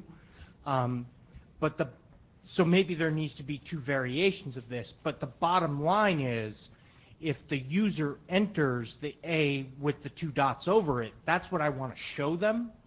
But at the same time, when it comes time to do a match, I want to be able to look for an equivalency. So if I happen to get a request, a lookup for an A without the two dots, I can send back a message that says, hey, did you really mean this particular user that is almost identical but happens to show the A with the two dots, because I can apply a set of predefined rules that allow me to establish the relationship. And really what I'm getting at here, expressed in the most simplest form, is that I think we need to separate what we display from what we store. So the identifier is different than what is displayed, if that makes any sense. It does-ish, but I think that... Because when I'm doing a match, I do a match on an identifier. Right. So what you want is greedy matching and parsimonious display. And I can see I can see the appeal in that. That does seem like sort of thing that in principle, as long as you've got some sort of registration authority, and this leads us to the terrifying place where we say, you know, protocols with registration authorities can be made safe, and protocols that are unmanaged, just, you know, it's free for all. Maybe that's the right answer because it's unmanaged. But the key thing here is that it sounds like what you're suggesting is that you could, in principle, do this with just a sort of operational guidance sort of thing. You know, so ICANN is currently busy producing this this label generation rule set for the root zone, and they're going to do one for levels below that. And maybe what we do is we take that work and we use it as the basis for a big, you know, document that says, well, these are the ones that we think we understand well enough that you could use them, and everything else you shouldn't do. That would be a way to go.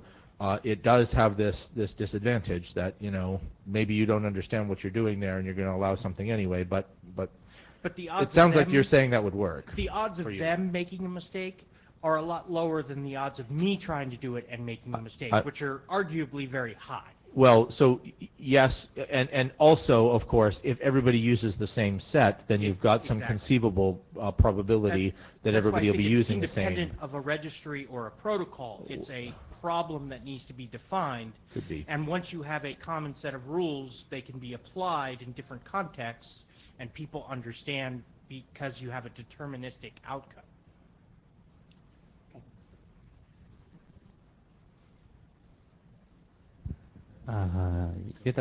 So I'm curious that we should study the actual origin of such confusion for each cases, because my curiousness is whether if the approach 4 actually works, then it is very good. But if it's not, it's by just defining the property. But if we define the complex rule, we can solve. And if it is not representable by the simple property for each character, the choice might be difficult, I think. But if we can go for the approach 4, it's good, I think. And also, we should learn about some origins about the problems you shown, because, for example, Kelvin is simple because in SI, Kelvin is a K. So Unicode defines the Kelvin symbol as a kind of semantic symbol for Kelvin. So it's actually the character K is the definition of the Kelvin. So the Unicode code point for Kelvin can be seen as a character K with an attribute for it. But as for digit and what language have you shown about that? That example is very difficult because we cannot define which one is more canonical or not. So that might be much difficult. Right, because, and that's partly because the normalization rules don't tell us. Yes. Right. And just for information, for you mentioned about the contextual arrow, decision of arrow or disarrow. I don't remember how you said, but such things is in some sense already incorporated in the Plessy profiles. For example, we in Japanese has a katakana middle dot character. It's almost look like a punctuation and similar to the middle dot in Latin one. So it will be generally rejected, but we need for that for identifier because it's like a hyphen in the Western context, like the name Don Quixote will include the dot between Don and Quixote. So it is that character is allowed in the Plessy profile only if there is a Japanese character surrounded. So that rule can be incorporated into the Plessy framework. Yes, and similarly with those Arabic Indic digits, right? That also has that's a context rule in IDNA. And similarly, I mean, there are other context rules, right? The zero width joiner and non-joiner, they're government context rules. We can do it. It's just that the way the context rules work and the awkwardness with which they fit in the protocol is maybe a sign of this tension that I was talking about with Joe earlier, that really what you needed was something at the level of the string, and the problem there is that you can't really write a protocol that covers all the possible strings you could generate. Agreed. Thank you. Hi, Elliot Lear. Maybe someone else can.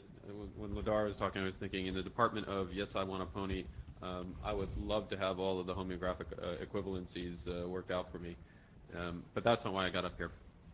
The reason I got up here is in looking at your choices, Andrew, just in contemplating them, one of the things that I think we have to take into account is what will cause the right thing to happen in with the least amount of work in terms of new protocol developers doing the right thing. And I ask this in the context of a role I'm taking on, which is in the App Store. We're going to do reviews on this issue. And so just, I get a little bit concerned with the comment that Pete made about, well, if we do nothing and we just leave it to the individual protocol developers, I think that's going to take a long time for us to develop to get right. And for somebody doing a review, I'm not sure, how much work is involved there. It's probably quite a lot. And so probably with that combination, it doesn't bode well for some consistent approach within our organization. And I'll also take this very brief moment to plead for reviewers for this. There are very few people on the review list who have a good understanding of Unicode and the Unicode issues. So if you feel comfortable with these issues, and I dare say that even the person at the microphone it does not. I'm speaking of myself. Please, though, contact me, and I'd be happy to add you as a reviewer. So thank you. So some old comments now from John Clenson. To Pete, no, I was assuming 5 could be done on the basis of properties plus probably an exception list, for the same reason we needed an exception list in IDNA. Andrew, it is also a matter of how we organize protocols because of questions of early or late normalization. And finally, and finally, to part of Dave Crocker's statement, the added complexity driver is that Unicode isn't fixed. New code points and scripts keep getting added with new conventions. So we either adapt or find ourselves back in the just pick a version of Unicode and stick with it state. If we assume that everything that will be added in the future will be obscure, that isn't necessarily a bad idea, but it does add some separate implementation complexity as libraries evolve differently. Okay, so yes, you may sit down. Thank you for your service. Okay, so these next set of slides are ones that are intended for live editing, which is why we switched laptops and stuff, because the other ones are PDF, and now I have ones I can live edit. And so I'll switch back here. So let me first show you what I have, and then I'll go back and ask questions. So I have some possible questions that we might ask that are the sort of questions we like to ask in BOFs. We have, if question number 2 is not obvious, then we could be editing some text about what we think the problem is, which may or may not be useful in the last 15 minutes. And then we have the updated version of the slide that we've just been staring at for the last period of time. And you notice that I've updated the wording of 3, added 6 to Sean's suggestion, and based on discussion in the Jabber room, updated the wording of 4, which you may or may not agree with. And so those are the 3 slides that I have. Okay. And so let me go back to these questions now, and let me go through these questions here, unless people have any objection to the questions. So the first one is, do we agree that there is an important problem? Okay. And I'm going to need somebody else to monitor Jabber so that they can virtually hum or whatever. But if you believe that there is or perhaps more, there is at least one important problem, please hum. Okay? If you believe there is not an important problem, please hum. Okay. And Barry, you'll let me know if Jabber turns out different. Okay. Okay, great. Okay, so the second question is, do we think we agree on what the problems are? In other words, do we think we actually understand the problem enough to have a common understanding at this point? Okay. Yes? That Sean hummed many times for not important. Okay, yeah, I put those 2 words together because if you believe that there is a problem but it's not important, then that would be a no on the first question. Right. Okay, so the second question is, Go ahead. Pete's coming to the mic. You know how much I love hums for end states, but do we think we understand why Sean is humming not important, and that we are convinced that okay, yeah, we get why Sean's still saying not important, but we still think it's important, or do we have to ask Sean why it's not important? That's a good question. I believe I understand why Sean thinks it's not important. Sean, if I get this wrong, let me know. That we are just dealing with the tip of a ridiculous iceberg here, and fixing this and not fixing the rest of the iceberg is pointless. That is actually question number 3, which is maybe you agree that there's a problem, but you don't agree that it's a tractable problem and it's not worth doing anything about. That would be an example of yes on 1 and hopeless on 3, right? So the first one was, is there a problem? Okay, so I want to go on to ask the second question. The second question is, do we think we have, in your opinion, do you think that you've seen people agree on what the problem is? Whether you can articulate it or not, do you think that everybody, or have you seen people talking past each other? Okay, so first I'm going to think, do we think we have a common understanding of what the problem is, assuming that there is a problem? Okay, if you think that we are converged enough that we don't have to spend time articulating the problem, please hum. I was going to say, I think we have a couple of slightly different problems that different groups are in. Great. Actually, that was actually one of my predictions, is that people would come up to say there's actually multiple problems here. And if that's the case, then it would be useful to articulate what those different problems are, and we may not be able to do that during this meeting, okay, unless we get through everything else. But that was actually one of my questions. That's why I said S in parentheses there in question number 2. So actually, I didn't get a chance to ask the reverse, is do you think that we actually don't understand what the problems are? Please hum. Okay. I don't know how that one turned out, because I know that there was a bias towards distance there. So I heard some hums for both. Let me go on and ask the third one, which I think is one of the key questions. Because I think I've heard a number of people saying, well, there's a whole bunch of other things that might be part of the same problem or part of different problems depending on your point of view, and some of that is inherently not possible to tackle the whole set of stuff. So the question here is specifically, is it possible to mitigate at least part of the problems, or is it hopeless to even start? I think this is a very bad question, because I think I would argue there's consensus for both parts of that question, that yes, it is possible to mitigate at least part of the problem, and it is hopeless to try to solve this problem. Okay, then I won't ask that one, because you may be right that it may be derivable from the other questions. So the next 2 are ones that I think that I can't ask without also talking about the directions. Okay, so now you know at least 2 things that I would like us to have some I don't know if consensus is the right word, to tell whether we have any consensus on 4 and 5 here. And in case you can't see the slide, this is the first one is there something that we should work together with the Unicode Consortium on? And the last one is there anything that we should do by ourselves? Okay, because there may be different problems or different directions that might simultaneously be interesting. So now I'm going to switch to, this is the updated directions slide, which hopefully in me doing the edits live, I didn't clobber anything, and if I destroy something, and if so, I can edit again. So what I've heard so far is I haven't heard anybody arguing for 1 or 2. I haven't heard anybody arguing strongly for 5, only that the distinction between 4 and 5 might be how you squint at it. And so I've tried to capture 4 as being one that is joint, where Unicode Consortium, Unicode Technical Committee does something, and IETF does something, and they work together in some way, where 5 might be limited to a single organization doing it all together. So that would be one way of distinguishing between 4 and 5, if you like.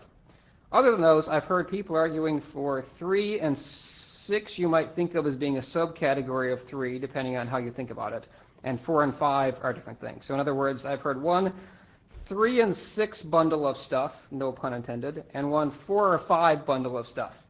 Okay, so is it useful to ask for a sense of the room about the 3 and 6 category of direction versus the 4 and 5 category of direction, keeping in mind that I know some of you don't think that they're necessarily disjoint, like Pete's proposal was 4 and then fall back to 3, right? And so it is okay to hum twice. Okay, is that a reasonable formulation of the question? Or does somebody have an improved formulation of the question? Yes, sure, yeah. So for my understanding, 3 and 6 is very similar or close. Correct. 3 and 6, that's right. 3 and 6 is I don't want to distinguish between 3 and 6 in the first version of that question, right? 6 is Sean Steele's formulation or reformulation of 3, I believe. Joe Hildebrand, I really don't want to say this out loud, but I'm not convinced we know enough to ask the UTC. Do we know what to ask them for? When we ask for That's a good question. I have a backup slide I'd like to show up there only to give people a sense of that particular question. This is, so in Clenson's document, in exploring this notion of what 4 might be, you have to say what would that property need to be, what are the requirements for that property in the first place, okay? That question is not answered in the problem statement document. The only place that makes an attempt to answer that is in John's document right now. So this is a cut and paste of the actual text out of there that is what a starting point for what we might ask them. And of course, I don't want to talk about whether the actual text on here is right or not, but the point is John did do the job of actually creating a first straw man to say what might requirements be, to say, is this something an even possible direction to go in or not? Okay. So refer yourself to this one to help answer that, but the point is John did do some work in that area. So I'm taking this as home question editing and sort of in response to Joe. I make a weird distinction between knowing what to ask the Unicode Consortium, which sounds like we've got no work to do, and having an idea that there is a question to be asked and we just have to figure out how to ask it, which I think is our state. So I'm comfortable with get the Unicode Consortium to do blah, and exercise for later questions, as sort of Dave put it, of what precisely we can start asking. What's blah, yeah. Hi, Jeff Hodges. I want to bring something up and channel Clinton real quick. So yeah, John's draft didn't get discussed, and I tried to bring that up in the chat room because his suggestions on directions intersect strongly with Andrew's, but are not congruent. Also, he does a very deep problem statement discussion and analysis that is congruent, but somewhat, I don't know if it's deeper. I just skimmed both of the docs while we've been talking, but it's worthy of consideration, certainly. And so I was wondering, you don't have to answer that, but gee, why aren't we discussing both that other draft explicitly? So John says in the chat room that in his draft, the scope and proposed solution list is broader than in draft Sullivan Lucid. He does note that neither addresses homographs, and that's a discussion that's going on in the chat room, but it's not relevant right now. Exactly, and there was another thing. He basically said, do on the list that's on the screen right now, he's suggesting do 4, figure it out on our own to a large degree. Once we understand, then go talk to UTC. So just a clarifying question, I interpret that as being do some work on what the requirements of the property is, and then come back to the UTC to say, now that we understand the requirements of the property, and we've heard that you might be willing to, let's start a discussion. Is that a fair summary? Okay, thank you. All right, go ahead. Yeah. Ladar Levison, I was going to say that to me it sounds like what we need is a normalization form suitable for identifiers, and possibly a second normalization form suitable for cross-script searching. Okay. I will not ask that question. I'll just annotate 5 as to say 1 or more and lump that into number 5 for now. Carrie? Carrie Lynn, I wonder if the following is part of any of these directions or whether it's additional, and that is if we go along, for example, with 3 and 6, do we want to also include or think about some sort of mitigation strategy for problems that already exist out there? So, for example, I was recently the victim of a more sophisticated than usual phishing attack, where it looked like it had come from a domain that I do business with, And I'm just wondering, is there a way to retract, for example, registrations once they happen, or from the presentation side, is there some guidance that we might provide for browser vendors, for example, to somehow change the rendering? I mean, even if the glyphs are the same. So I'm going to interrupt for a second. The question is that a different direction? That might be something that would fit into question number 5 here. That says, well, regardless of the direction, there might be some other things that we could do on our own. But I'm going to say that that's not the thing that I want to get the discussion on. In the we got, what, 5 minutes left or so. So let's take the last 2 things. I was going to say, before we can worry about fixing those situations, we need to be able to identify those situations. Yeah. Okay. Right. So just a clarifying question. Elliot Lear. Sorry, Elliot. Thank you.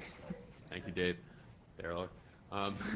The last question, the clarifying question for me is: this says what work needs to be done. It does not presume where the work needs to be done, right?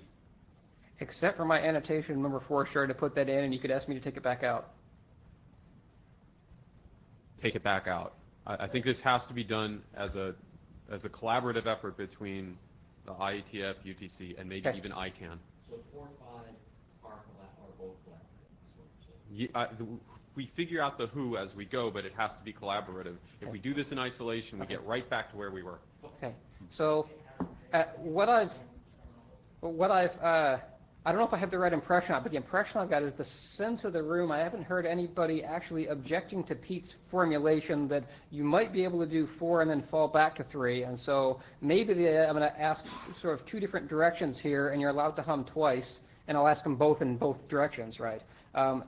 Because I'm wondering if we're actually getting a common sense of a possible way forward, and so I'm going to kind of jump to that, and only if I get no's on that, then I'll try to get back. So I'm going to ask him in this particular order, which is the 4-5 bundle, which might be collaborative or whatever. Is this our preferred direction if we can get it, where we're not sure, to which the first step in that would be doing some work on the requirements of the property, such as what I put up on the screen would be an example of that. So the question is the 4-5 bundle the preferred direction for the things that we understand now? If you think that that is, out of the different cases, okay, is that the first, plan A? If you believe that that should be plan A, please hum. Okay. If you believe that that is not the first preference, the 4-5 bundle, please hum. Okay, I heard almost unanimous in Jabber Room. Anything other than that? By the way, the second question I'm going to ask is 2-3. Sorry, the 3-6 direction. Should we also be spending some time investigating what we might say about the 3-6 bundle? But first, Dave, you have a question, maybe about the question. Dave Crocker, concerning the essential unanimity of preferring 4-5, is it possible to clarify why people think this is a practical path given history, and what basis there is for believing that the collaboration will be successful? I don't know whether it's possible, but I can almost guarantee you it's not possible to do in 60 seconds. So I want to ask the other question first, and then I would like to actually have that question be answered on the list and in hallways as much as possible. But I want to ask the other question last. Did you have a phrasing? John Clinton about the 4-5. Okay. He says he thinks the 4-5 bundle is the right way to go, and incidentally, that getting a good start on it is a prerequisite to 3.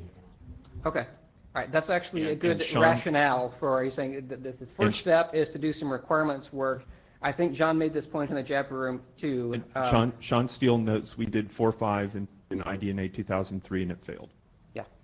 Okay. So I'm going to ask the other question, which is Plan B is 3-6, and do you believe we should be doing some work on that? And yes, I know some of you believe that the work for 3-6 that you would do is exactly the same work that you start doing for 4-5. Granted, that's why it's perfectly fine to hum twice. So do you believe that we, this community, should do work in talking about what to do in Plan B, which is 3 and 6, or I should say, should this be our Plan B, worth discussing, worth planning for?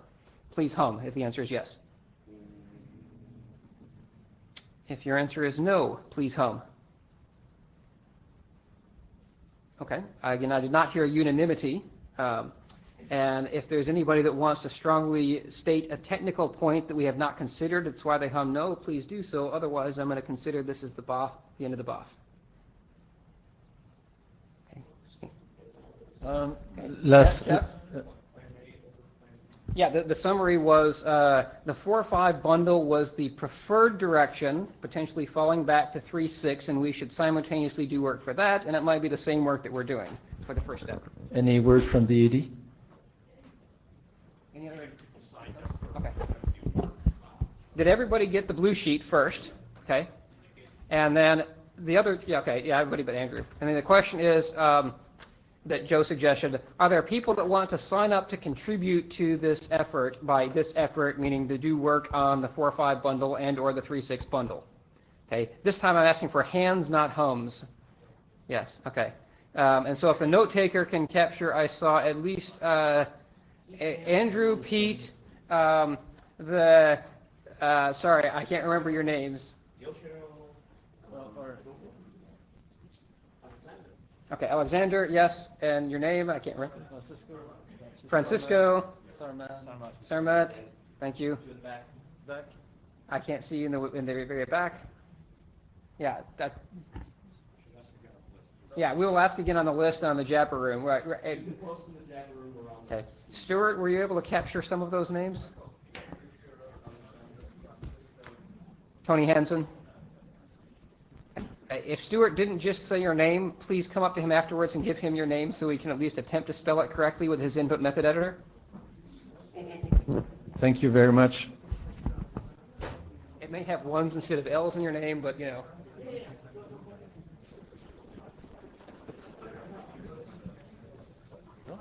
Thank you. Well.